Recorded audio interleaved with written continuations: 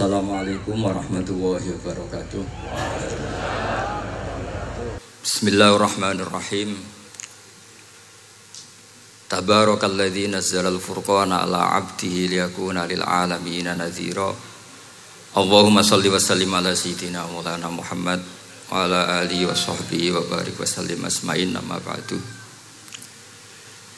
Al-Mukarram kang kita hormati, Bapak kita semua, orang kita semua, Kiai Haji Agus Ali Masyuri, sedanten para habaib, para ulama, para kiai, wabil khusus Dr. Yusri, matta'akum wa atala baqa'akum lil muslimin.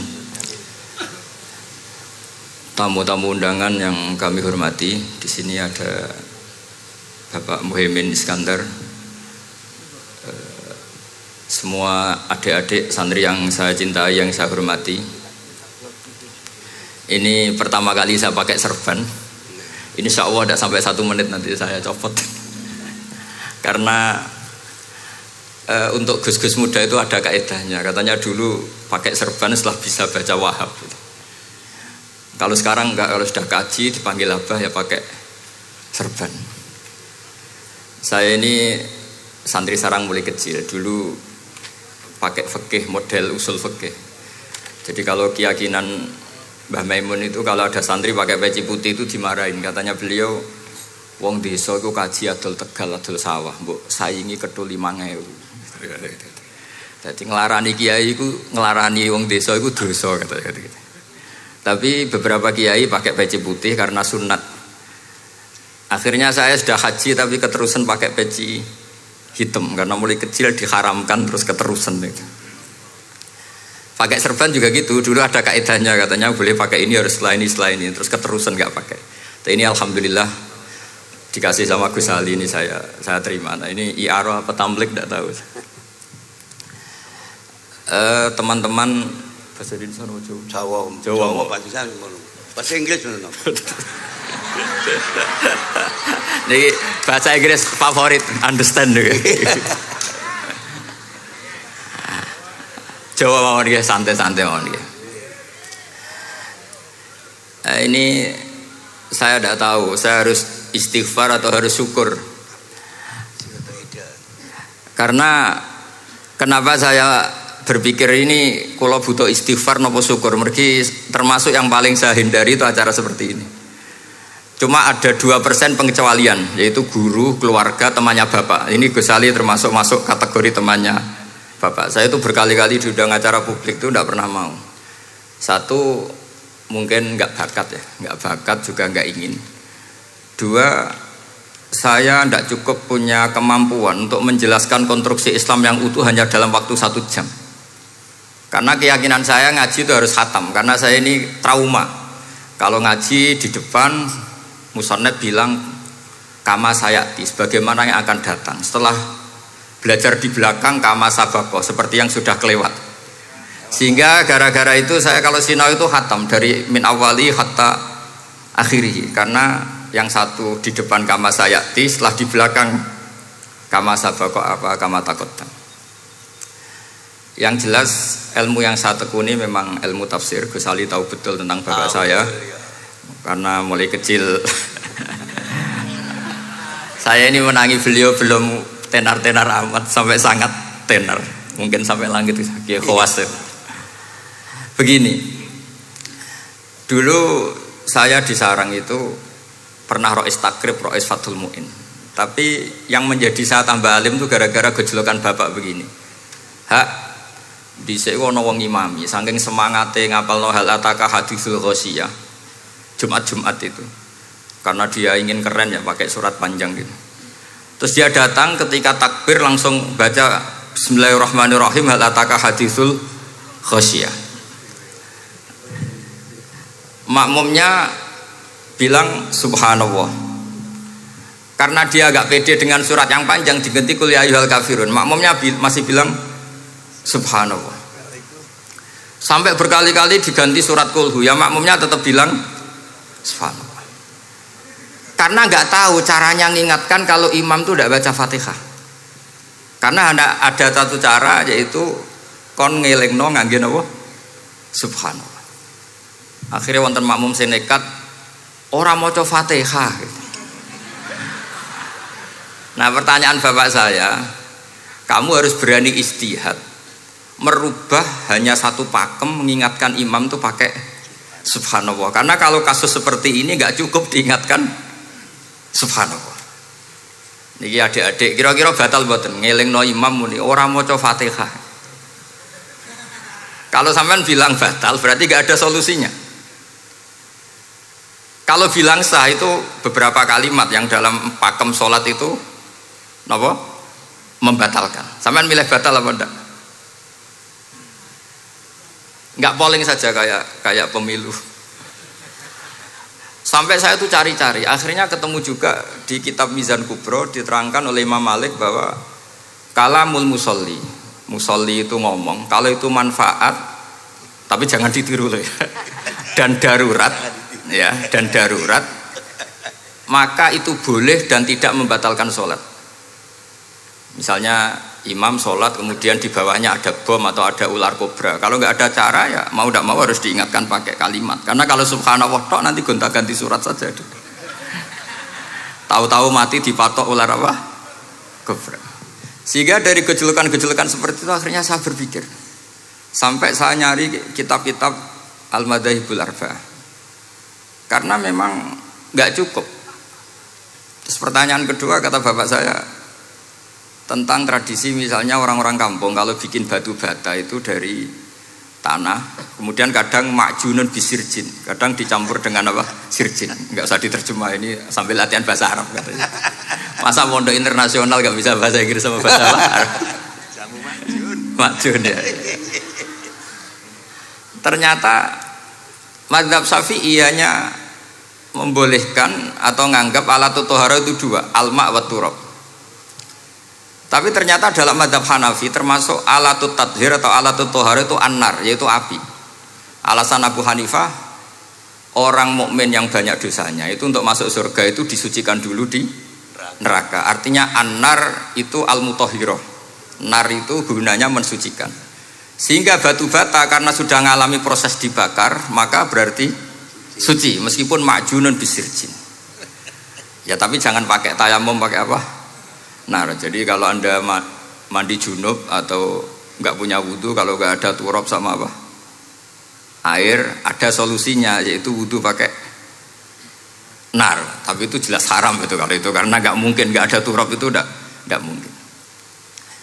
Sehingga ini penting, gejolokan-gejolokan para ulama, para guru ini penting. Karena ternyata para nabi itu menjadi pinter, itu ya karena digojlok pangeran.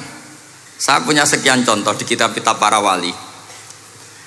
Ketika datang malakul mauti ke Nabi Ibrahim dan akan mengambil nyawanya, itu Nabi Ibrahim tangklet, kowe sapa? Aku malaikat. Ono apa? Ditugasno pangeran mencabut nyawa Anda. Terus kata Nabi Ibrahim, apa kamu tahu saya ini siapa? Ya tahu, Anda Khalilur Rahman, kamu kekasih Allah. Terus kata Nabi Ibrahim, hal ra'aita habiban yumitu habibah, masa ada kekasih membunuh yang dikasih? Pasti Anda salah. Ya karena malaikat nggak pernah ngaji di sini, di progresif ini, dia tidak bisa jawab. Akhirnya niki kalau pamit, niki kalau sembuh niki cekap, niki cekap, bingung, betul kulino nih bingung.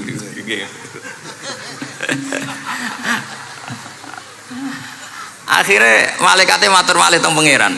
Ya Allah, kata Nabi Ibrahim logikanya begini, wahal ra'aita habiban yumitu habibah.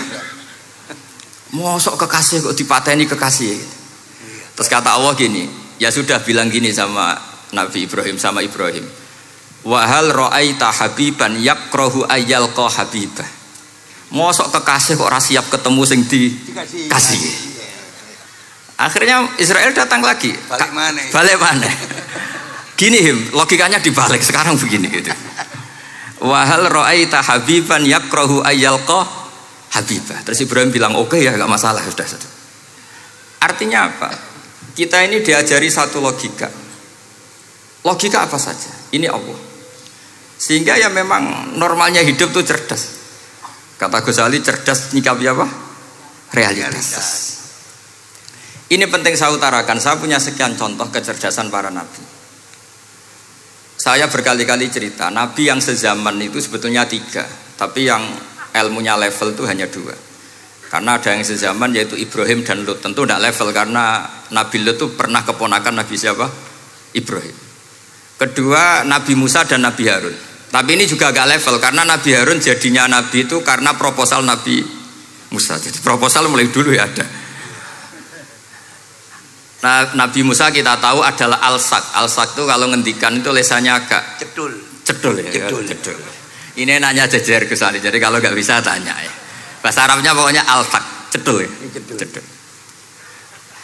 Karena masyhur ya kita tahu cerita itu Musa yang kecil itu sebeling. Itu nak digendong Fir'aun itu dijabuti jenggote.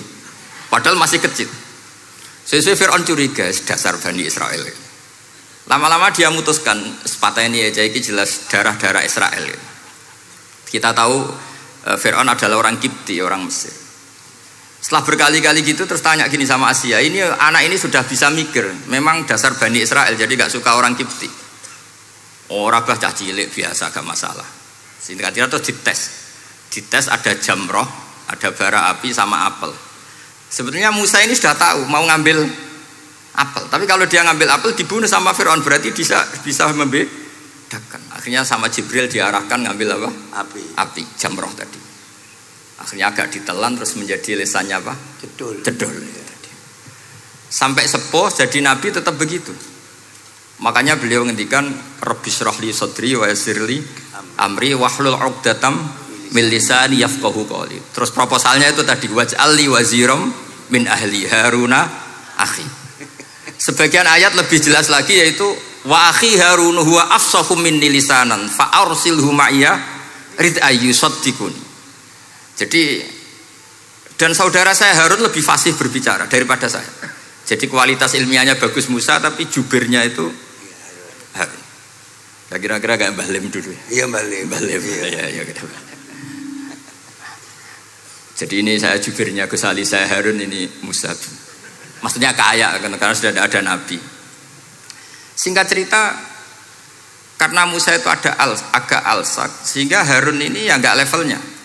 Padahal sezaman sehingga ya nggak pernah bantah-bantahan, nggak pernah adu argumen. Yang benar-benar nabi sezaman dan kemudian sering adu argumen adalah Isa dan Yahya. Kita tahu umurnya ya imbang, kualitas al-mazaya wal wa'il juga imbang. Nabi Isa kita tahu wa yukallimun nasa fil mahdi wa kahla. Mulai kecil bisa ngendikan ya sudah pinter. Nabi Yahya kita tahu ya Yahya khudil kitaba biquwah wa atainaul hukma sabiyya. Jadi sama-sama pinter. Wa hananan min ladunna wa zakah wa kana taqiyya. Itu dua beliau ini menjadi satu manhaj besar dalam Islam. Itu kalau main ke salah satu kampung, itu Nabi Isa tanyanya aneh. Aina syirarun nas? Orang-orang yang jelek-jelek itu di mana? Orang-orang fasik itu rumahnya mana? Kalau Nabi Yahya tanya, aina khiyarun nas? Orang-orang baik itu di mana? Akhirnya dua beliau ini saling berargumentasi. Kenapa kamu tanya aina syirarun nas? Terus Nabi Isa katanya, lah kenapa kamu tanya aina khiyarun nas? Terus kata Nabi Yahya, enak kancanan wong soleh, gak ruwet kan. Kancanan wong soleh itu kan enak, gak dibodoni, gak ruwet. Pemenang kancanan wong mati, sering bodoni gitu. Masyhur itu cerita Gus Dur, Gus kenapa sering ziarah? Kancanan wong urip sumpek. Iya. Wong mati gak tau bejo. Wong mati ora tau bejo. Ini teman ziarahnya Bapak. Wong mati ora tau bejo. Ya. Itu ya ini santai-santai saja, rileks saja. Karena saya sudah tahu mau ngomong apa. Nanti kalau ingin serius ya ngaji sama saya, harus khatam biar enggak jadi korban kama sayati sama kama takodam. Akhirnya Nabi Yahya gantian tanya, kenapa kamu tanya aina syirarun nas? Itu masyhur beliau. Ini dalam kitab Tabaqatul Asfiya karangan Abu Nu'aim al-Asfihani. Riwayat Sufyan bin Uyainah, gurunya Imam Syafi'i. Jawabnya Nabi Isa unik. Ana an-nabiyyu, saya ini nabi. Biman zilatit tabib. Nabi itu ibarat dokter. Udawil mardo. Di mana-mana dokter itu cari orang sakit. Makanya di NU itu banyak kiai-kiai yang nangani orang-orang fasik. dakwah ning gone wong nakal-nakal itu ya ada khazanahnya, asal gak keterusan katut itu saja. Jadi kalau kamu niru Gus Mek itu sebenarnya konsepnya satu, asal ada bukti jadi wali dan tidak katut. Kalau ndak ya sudah usah. Gak usah wae kata Gus Ali sudah. Kalau gak kelasnya jangan. Sehingga dua beliau itu jadi khazanah besar. Misalnya Anda jadi kiai di daerah-daerah yang Islamnya sudah maju. Mungkin Anda ini hanya mendapat fasilitas dari Islam. Makanya saya sendiri secara pribadi, misalnya kecelok pinter, tah ranking, tah juara musabaqah tilawatil Quran, kadang dari sekian prestasiku untuk umroh mendapat. Karena kita punya prestasi di daerah yang prestis. Sementara teman-teman kita, makanya ini kalau ada santri progresif yang nggak pinter, tak kasih ijazah, tak kasih support. Barokahnya tidak pinter, akhirnya hidup di daerah tertinggal. Barokahnya hidup di daerah tertinggal, Anda muassisul ma'had, Anda muassisul masjid. Sing prestasi hanya mendapat dari negara, yang tertinggal malah memberi kontribusi. Akhirnya apa? Lama-lama ini yang prestasi coro Jawa ngatok tomak. Saya dapat apa? Sementara yang di desa tertinggal, saya bisa memberi apa? Sehingga Allah bikin wong bodoh itu ada rencana besar kira-kira. Jadi mau orang bodoh itu gak ada orang-orang santri yang hidup di daerah-daerah apa? Tertinggal. Aman golek prestasi, golek umroh, terus ambisi ngimami masjid haram bareng. Terus kapan dakwahnya? Karena yang diburu itu mendapat, bukan memberi. Ini bahaya sekali bagi Islam. Sehingga tradisi guru-guru kita, nah santri pinter ya dilem, santri bodoh ya dilem, santri bulet ya dilem, santri setengah bulet ya dilem, sekabeh kaulane pangeran. Kok ana hikmah dhewe-dhewe kata cerita. Tapi ini bukan justifikasi atau melegitimasi kenakalan anak-anak Anda. Ini mau cerita ilmiah. Kemudian ada perdebatan lagi. Dan ini nanti terusannya adalah al-ulama warasatul anbiya. Sayyid Abdul Al-Haddad itu masyhur. Kalau ada orang sowan ditanya, kiaimu nak mulang tau nangis? Mboten nate.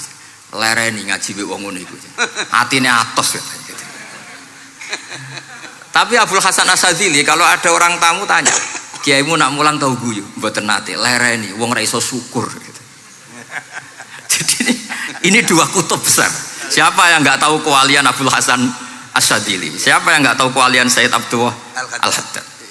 Nah ini kalau Gus Ali sudah dua-duanya, guyu ya sering, nangis ya sering. Ini sudah makomen, ini sudah Majma'ul Bahrain kalau dalam ilmu tasawuf. Dan itu mirip perdebatan Nabi Yahya dan Nabi Isa. Nabi Yahya itu happy, hidupnya happy. Kayak bapak saya itu hidupnya happy. Zaman miskin saja gak pernah susah. Gak pernah susah ya. Bapak saya itu khasnya gak pernah susah. Mau meninggal saja masih guyon sama saya. Mau kapundhut itu seguyon kalian. Dia senang, ya happy saja. Jadi mirip cerita Jalaluddin Ar-Rumi. Beliau mau kapundhut, muridnya nangis semua, marah-marah dia. Kamu murid-murid yang bodoh. Saya ini mau ketemu kasih kamu tangisi. Ayo joget semua. Makanya kalau ada orang mati kok ceria itu karena madzhab Jalaluddin apa? Ar-Rumi. Masyhur itu. Ini malam pengantin saya, kenapa kamu nangis? Makanya jadi mitos kalau mimpi jadi manten itu mau mati. Karena kalau Jalaluddin Rumi istilahkan kematian itu adalah pengantin. Umar bin Abdul Aziz salah satu khomisul khulafa masyhur itu. Ketika mau kapundhut orang nangis semua juga dia marah. Memangnya saya mau kemana kok kamu tangisi? Ila khairi madhubin ila khairi rahimin, ila arhamir rahimin. Timbang kumpul kon sumpek. Atok mati katanya. Memangnya saya mau kemana?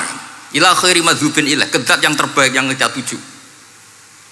Ini mirip Nabi Yahya. Sehingga Nabi Isa ngejlok, mali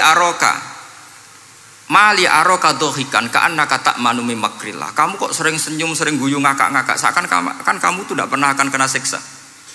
Nabi Yahya gantian bales, mali aroka abisan ka'annaka taqnatu min rahmatillah. Lah kamu merengut terus koyo ora ono rahmate pangeran saja. Ini terus jadi madzhab antara Abdul Hasan Asyadzili dan Sayyid Abdul Al-Haddad. Sayyid Abdul Al-Haddad juga diikuti banyak kiai. Itu kalau habis sholat tuh masih susah, diterima enggak, sholat kita makbulah apa enggak, puasa kita makbul apa enggak, sujud kita makbul apa enggak. Tapi kalau Abdul Hasan Asyadzili, kalau ada orang tanya gitu dimarahin. Sujud kula ditampi mboten ya Sayyid Abdul Hasan Asyadzili. Gak usah mikir ngono, ditakdir sujud wis luar biasa. Orang geruang ditakdir sujud, gak usah mikir ditampa ta ora. Lho iya, ketika kita nanti ketemu Allah, prestasi betul gak pernah sujud itu. Sebagai hamba kita bangga pernah sujud. Terus gak penting ditompo ta ora. Bahkan kalau anak-anak muda ini kepengen ditompo niate elek. Ditompo digajar pangeran terus mlebu swarga terus sama bidadari gitu. Jadi muni ditompo tapi pikirannya sudah ngayal macam-macam. Kalau mazhab Abul Hasan Asyadzili tidak.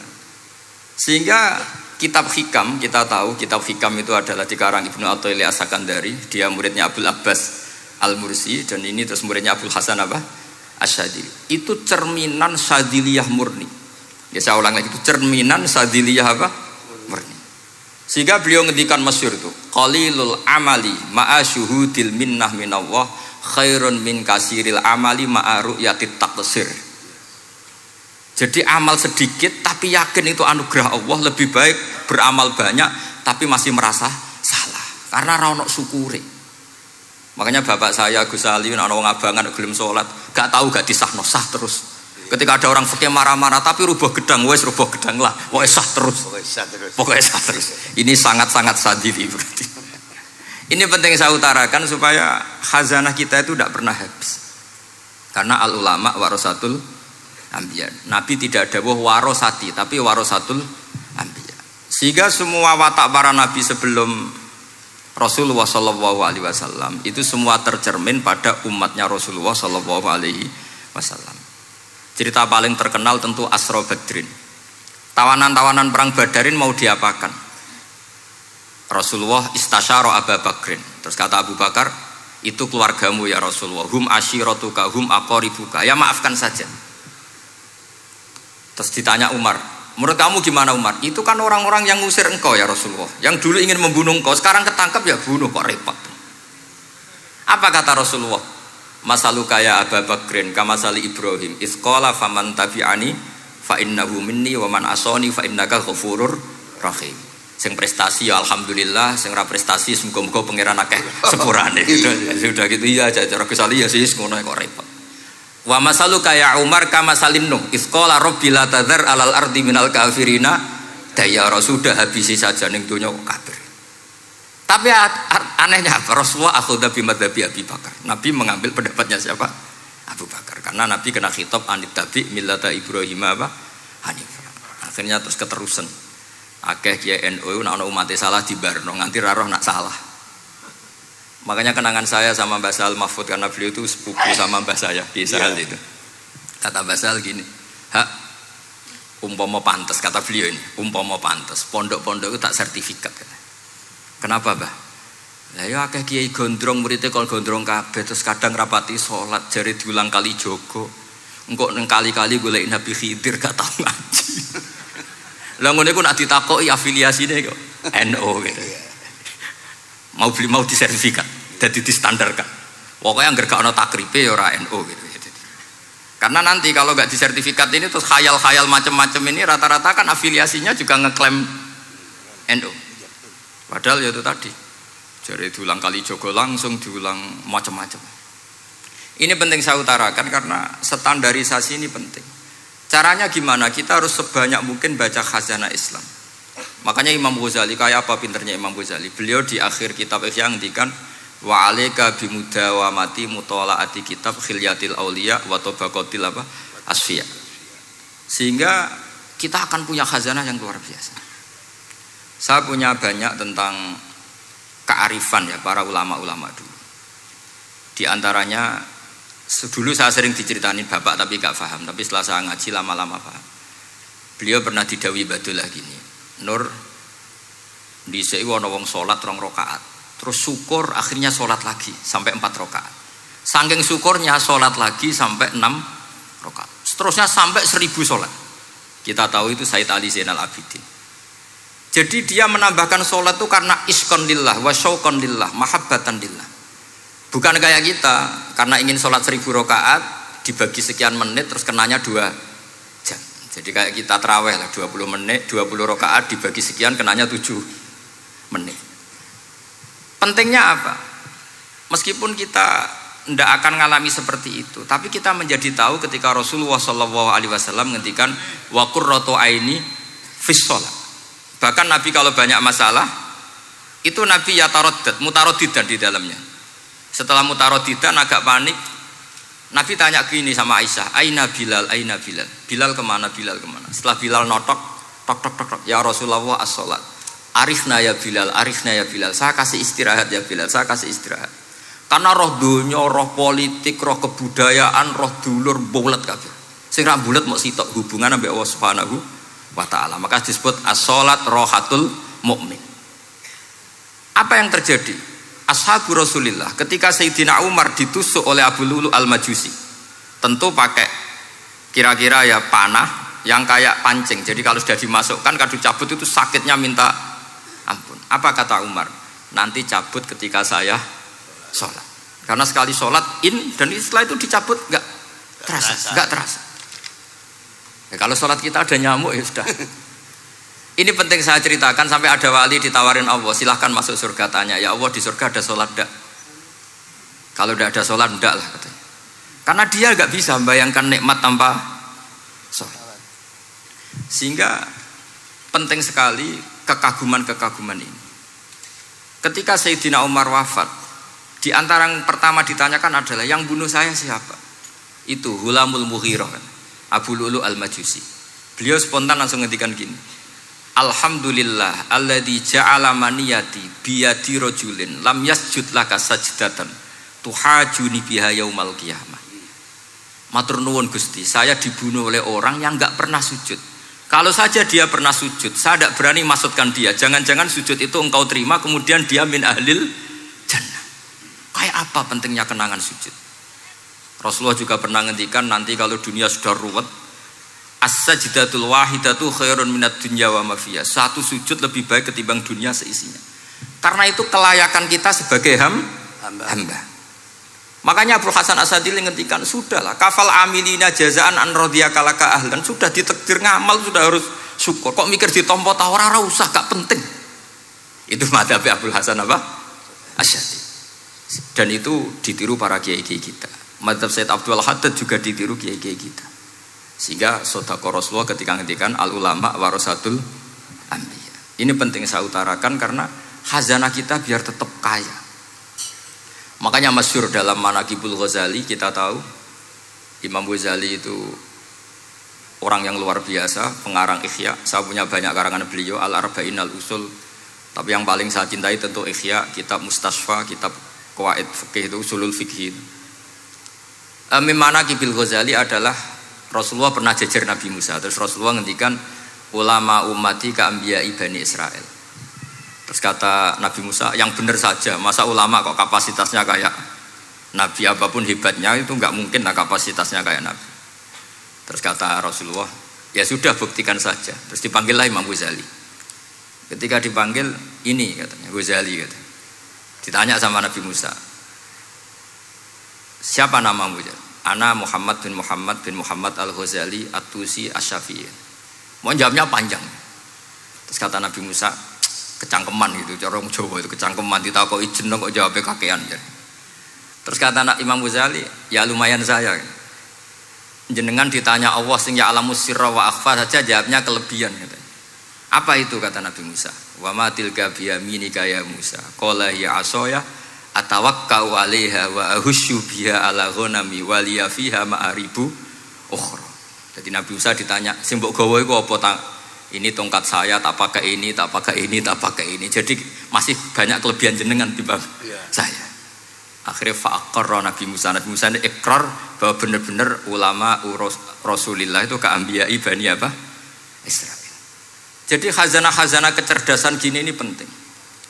Sehingga ketika ada kemacetan fikih, ada kejumudan fikih, tugas kita adalah memecahkan kejumudan itu. Misalnya begini, ini yang sering dilakukan bapak saya dan Gus Ali. Kancanan wong fasik hukumnya piye? Ya ora oleh, wong kok kancanan wong fasik. Tapi kalau dibalik, bina wong fasik boleh ndak? Boleh. Syaratnya bina kudu ngancani. Jadi dibelokkan gitu aja sudah rubah. Hadza huwal fiqh. Yang dikatakan fikih ya seperti ini. Tapi orang-orang yang enggak ngerti detailnya fikih, apalagi usul fikih, fikih itu menjadi rumit. Makanya ahli sunnah itu luar biasa. Ada orang mati karena narkoba atau karena apa itu? Oplosan. Oplosan. Itu kiai cokre. Itu kiai alim biasa datang. Itu ya biasa mempersaksikan, nggih mayite sae nggih. Nggih. Padahal orang itu enggak percaya ini orang mati cokre kok apa? Sae. Padahal dia di kiainya bilang gini, wis sae saiki wis iso nakal katanya. Maksudnya sae sudah mengakhiri semua kenakalannya lewat apa? Lewat kematian tadi. Karena itu doa Rasulullah. Rasulullah itu kalau ngedikan itu luar biasa. Allahumma ij'alil hayata ziyadatan li fi kulli khairin wal mauta rohatan li min kulli syarrin. Ya Allah, jadikan hidup ini ziyadatan li fi kulli khairin. Jadi anggap saja kalau hidup itu berarti potensi tambah baik. Anggap saja kalau mati itu akhir dari segala keburukan. Berarti orang cukri ini mati itu baik apa buruk? Baik, karena dia sudah tidak bisa buruk lagi. Makanya saya nah ini khazanah yang luar biasa. Karena tadi kematian adalah ar-rohah min kulli apa? Syarrin. Nah ini sesi kedua, mungkin ini tinggal seperempat jam atau setengah jam. Saya ini karena biasa ngomong lama. Saya mau menerangkan kalimat tauhid. Ini penting sekali. Kalimat tauhid itu kata Ibnul Qayyim Al-Jauziyah dalam kitab Zadul Ma'ad. Ini kitab kesayangan Sayyid Abdul Al-Haddad. Sampai beliau ngendikan, ya letani minha iddata nusakhin li uhdiyaha ila tullab. Semoga saya punya naskah banyak yang mau saya hadiahkan ke santri-santri. Saking pentingnya kitab apa Zadul Qayyim. Itu beliau mengartikan la ilaha illallah itu luar biasa. Kalimat ini adalah kalimat super. Allah bikin surga juga demi kalimat ini. Siapa yang menerima kalimat ini maka masuk surga. Yang menolak kalimat ini maka dimasukkan neraka. Kita tahu neraka itu kalau ada batu dicemplung itu sampai ke bawah itu nunggu 70 tahun. Kayak apa kedalamannya? Bego siapa saja tidak akan bisa itu bikin apa? Neraka. Karena kalau batu dijatuhkan nunggu 70 tahun itu sampai kok riha.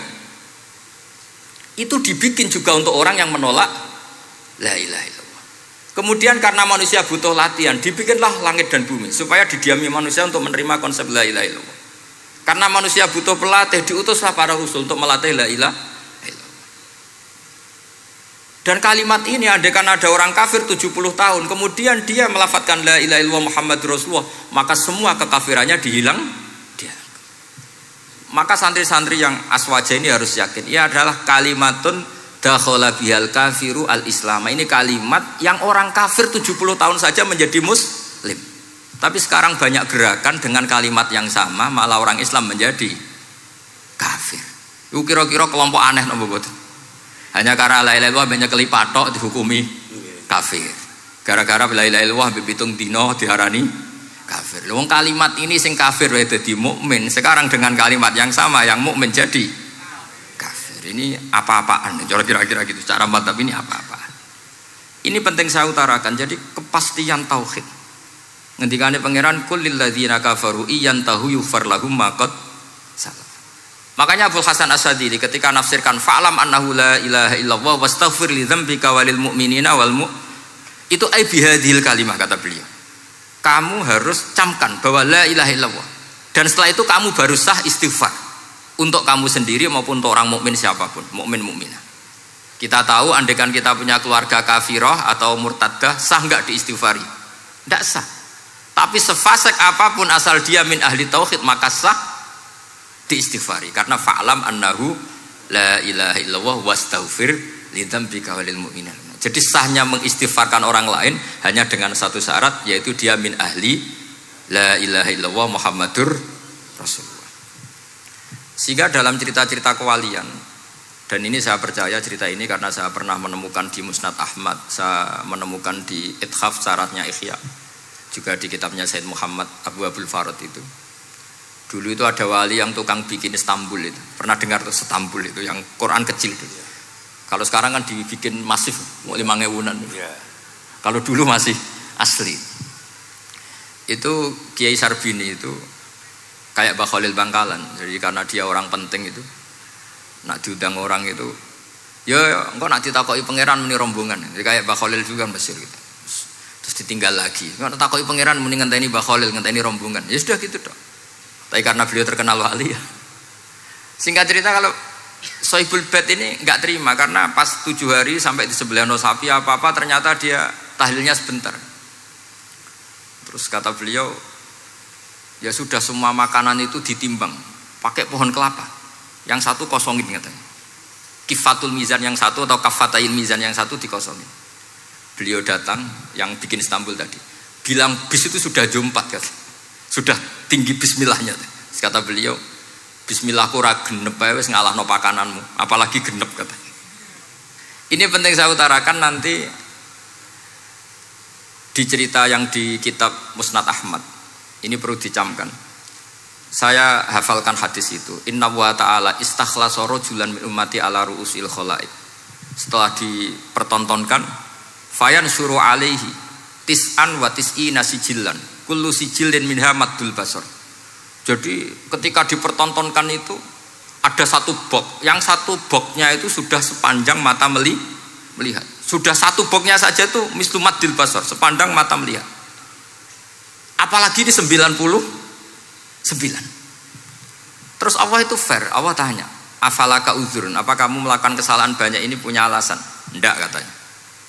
Adzolamat kata badi al-hafidun, apa memang malaikat itu sentimen sehingga salah kamu tok yang ditulis, kalau kamu enggak salah enggak ditulis?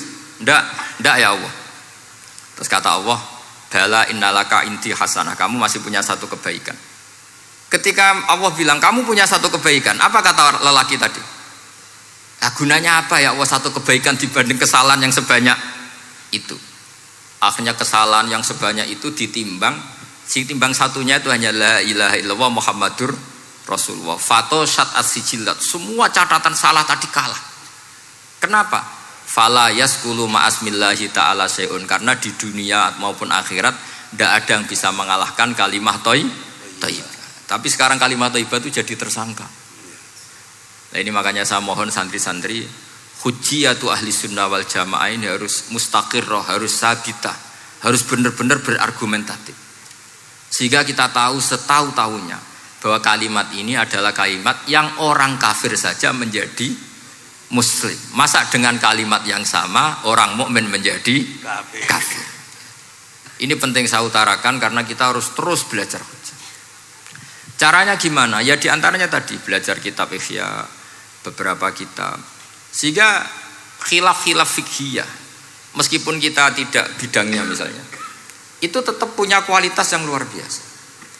Saya sampai sekarang menerima sorogan kitab Mahalli, itu di situ ada perdebatan unik. Boleh enggak misalnya jenazah itu diletakkan di belakangnya yang sholat? Kata kaul awal enggak boleh, di mana-mana jenazah itu ya di depannya orang apa? Sholat. Tapi kata kaul sani, ya boleh saja jenazah itu tidak imam katanya. Iya. Sehingga pentingnya kaul sani adalah kalau Anda di Arab Saudi, itu jenazah-jenazah tetap di kamar mayat. Kemudian yang sholat ya di depan jenazah. Karena kalau dipaksakan di depan berarti jenazahnya di dekat apa? Ka'bah. Kayak apa kreditnya Mekah. Nah, meskipun kita tidak melakukan itu karena nanti dianggap aliran apa? Sesat, ada jenazah kok di belakang kita sholat apa? Di depan. Tapi ini ilmu harus kita dengar. Begitu juga khilafnya kaul qadim dan kaul jadid. Menurut kaul jadid, yang namanya sujud itu harus 7 anggota. Karena kata Rasulullah SAW, umirtu an asjuda ala sab'ati a'zumin al-jabhah wal yaden wal rubbaten wal kodamen. Berarti al-jabhah 1, yaden 2, kodamen rubbaten 2, kodamen 2.